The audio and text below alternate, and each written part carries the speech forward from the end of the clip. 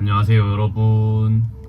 오늘은 제가 바디 프로필 준비하시는 분들에게 조금이라도 도움이 될까 싶어서 바디 프로필 준비 과정에 대한 영상을 준비해 보았습니다. 저는 작년에 한 번, 이번 연도에 두 번, 총 3번 바디 프로필 촬영을 했고요. 제 경험을 토대로 바디 프로필 준비 과정에 대해서 한번 총 정리 말씀드려보겠습니다.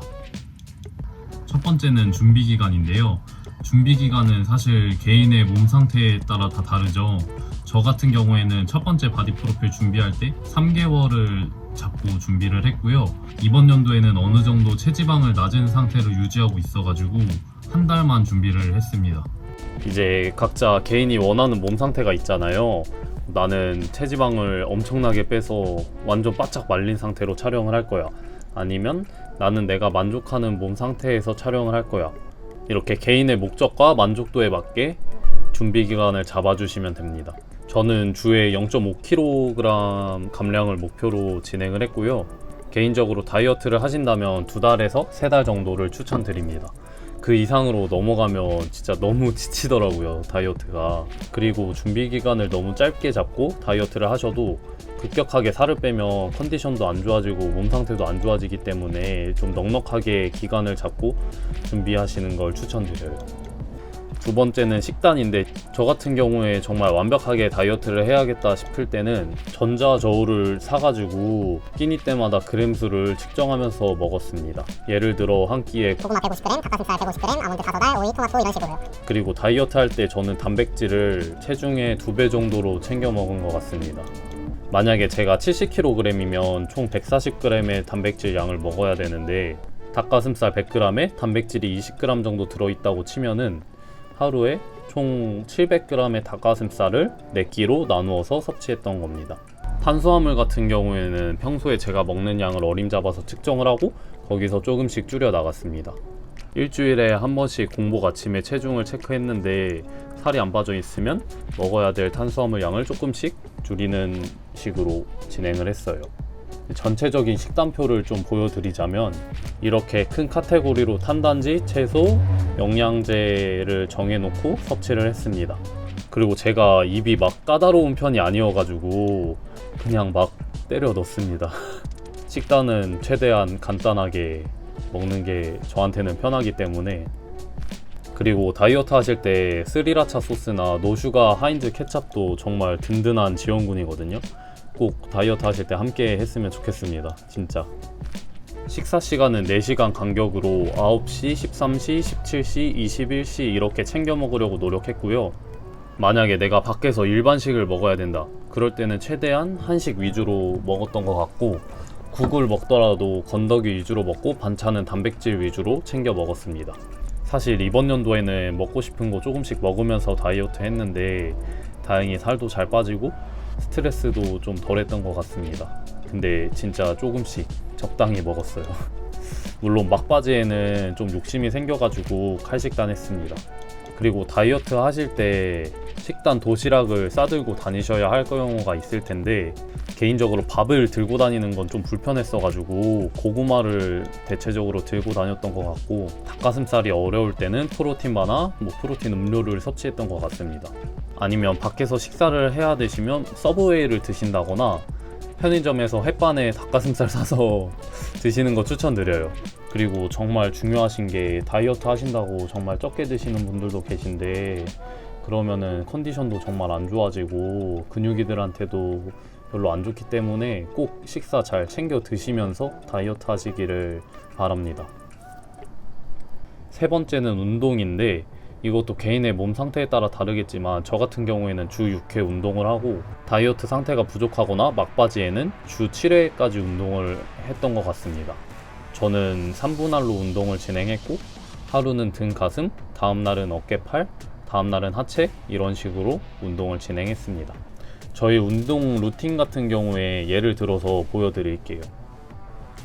유산소 같은 경우에는 헬스장에서 러닝머신 인클라인으로 타거나 사이클을 주로 활용했던 것 같아요. 그리고 날씨 좋은 날에는 그냥 밖에 나가서 러닝도 많이 뛰었습니다.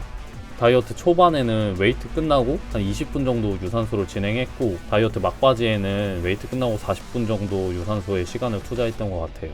아니면 뭐 내가 오늘 컨디션이 좀 좋거나 다이어트를 조금 더 욕심내서 하고 싶으면 유산소 시간을 더 늘렸습니다. 다음은 스튜디오인데, 스튜디오 같은 경우에는 인스타그램에 들어가셔가지고 바디 프로필 검색을 하시면 엄청나게 많은 전국의 바디 프로필 사진들과 스튜디오들이 나올 겁니다. 그리고 거기에서 본인이 원하는 느낌의 스튜디오를 찾으시면 돼요. 다양하고 여러 군데 찾아보시고 마음에 드는 스튜디오로 예약하세요. 그리고 만약에 본인의 확고한 컨셉이 있다면 이 컨셉이 이 스튜디오에 잘 어울릴지 그런 것도 생각을 해주셔야 됩니다.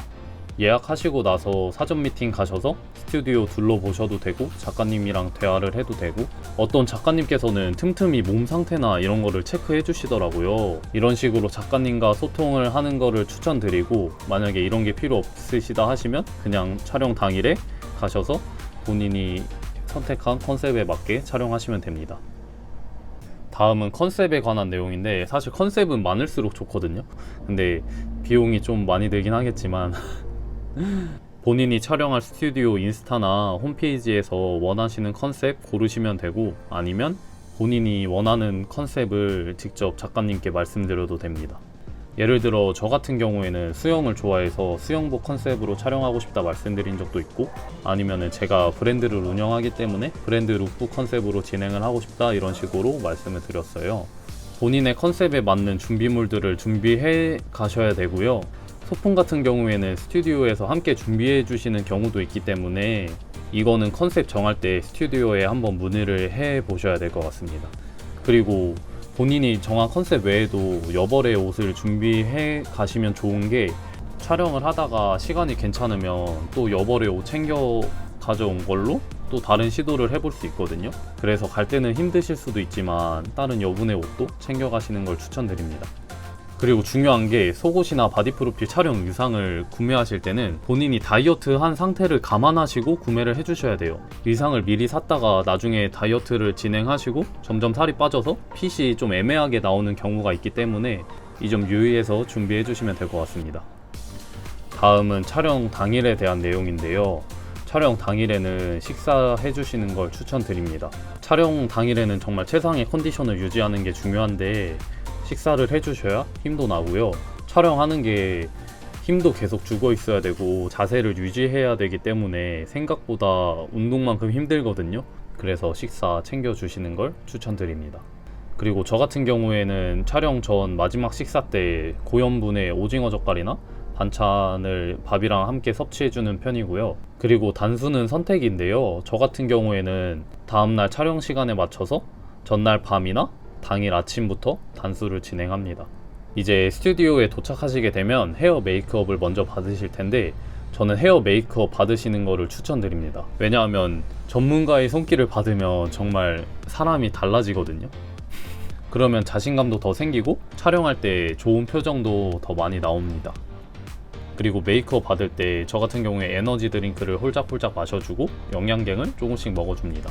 메이크업이 끝나고 나면 이제 펌핑을 진행해 주는데, 저 같은 경우에는 등, 어깨, 팔, 푸시업 이런 식으로 진행을 해줍니다. 펌핑까지 끝나고 나면 대망의 촬영 시작이에요.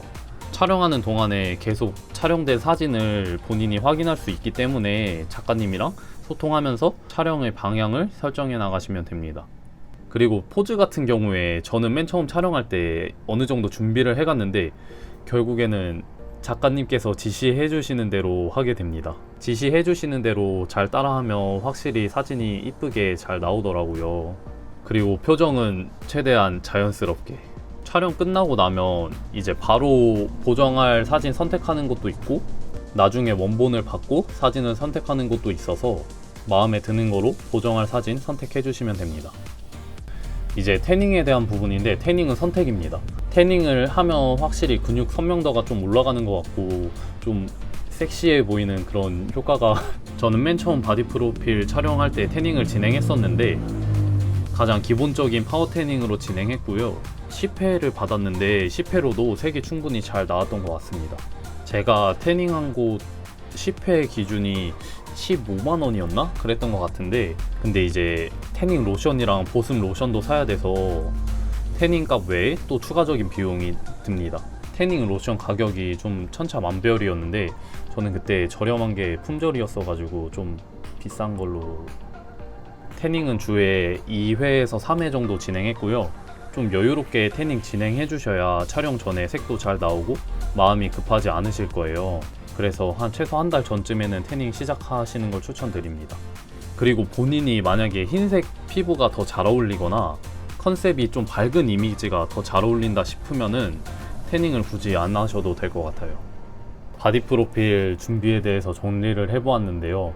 저는 바디 프로필 촬영을 하고 항상 만족도가 높았고, 내가 운동하는 과정 중에 하나를 기록으로 남기는 거고, 살면서 언제 이렇게 막 촬영을 해보겠어요. 촬영하는 동안에도 너무 즐겁고, 촬영할 때 그 모니터에 제 사진이 뜨는 거 보면서 와, 이게 내 몸이라고? 이런 생각이 들더라고요. 그리고 다이어트를 해보면서 내 몸에 어디가 부족한지 더 알게 되고, 식단에 대한 그런 이해도도 높아지는 것 같아서 정말 유익한 경험이라고 생각합니다. 그리고 개인적으로 인바디보다는 눈바디가 훨씬 중요하고, 눈바디로 내 살이 잘 빠지고 있구나, 몸이 멋있어지고 있구나 생각하면서 준비해 주시면 좋을 것 같아요. 그리고 중요한 게 촬영 끝나고 나서 관리를 잘 해주셔야 되는데, 저 같은 경우에는 정말 식신처럼 먹었거든요. 그러니까 촬영 끝나고 건강관리 꼭 잘 해주셨으면 좋겠습니다. 마지막으로 바디 프로필 준비하시는 과정이 많이 힘드실 수도 있겠지만 열심히 준비하셔서 멋진 촬영 되시길 정말 열심히 응원하겠습니다.